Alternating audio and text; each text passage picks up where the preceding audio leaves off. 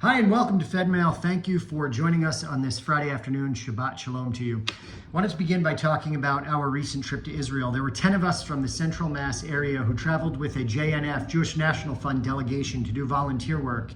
We were on the ground for a number of days. Some of us stayed from Sunday night through Thursday. Others stayed from Sunday night to Monday night with a visit to our partnership region of Afula Gilboa.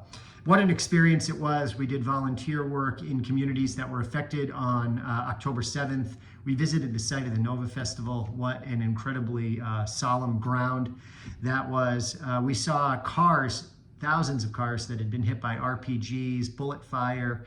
Some of those cars contained human remains that were charred and later picked up during the recovery efforts.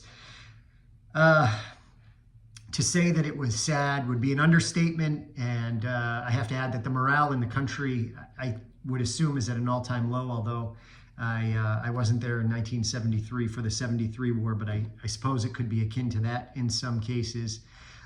There's a lot of concern about a future war with Hezbollah on the northern border between Israel and Lebanon and Syria, where there has been continuous rocket fire. There are thousands and thousands, tens of thousands of families that have been evacuated and are living in hotels. So you have to picture that, you have to understand the picture that there are tens of thousands, if not 100,000 families living in hotels right now, Israelis that were displaced by the war.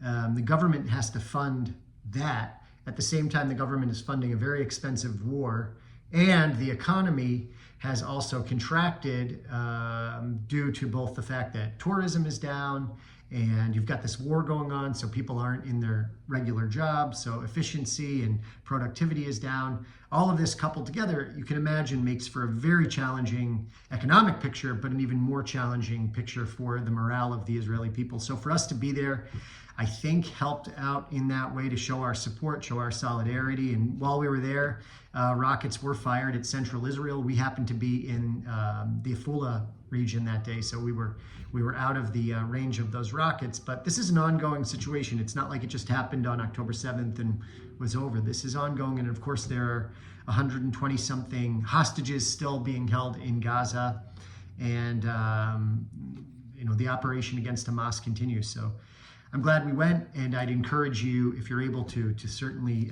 visit right now. It would mean a lot to them, and as much as Israel needs us right now, I think it's safe to say we need Israel as well. Also, going on around the world, of course, we note that there have been some high-profile attacks on Jewish institutions.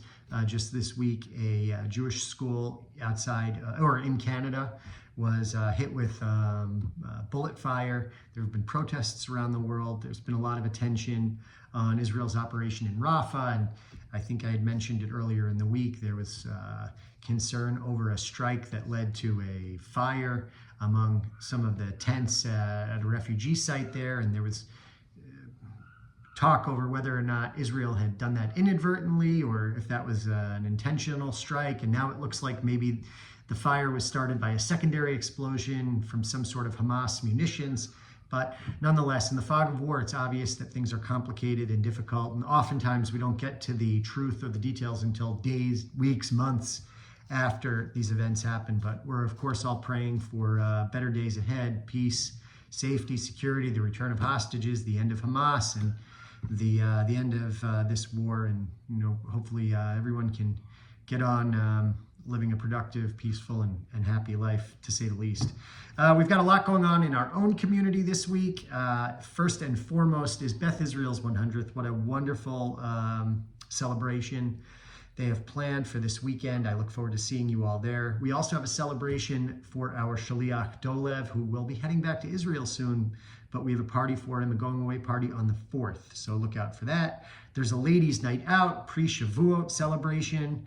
We're also visiting the Auschwitz exhibit in Boston on the 9th, and Sheer Joy has a concert. And that's just a small taste of what we have going on. As always, check out the Jewish Federation calendar. So with that, I want to wish you a Shabbat Shalom, and hope you have a great week ahead. Thank you. Bye-bye.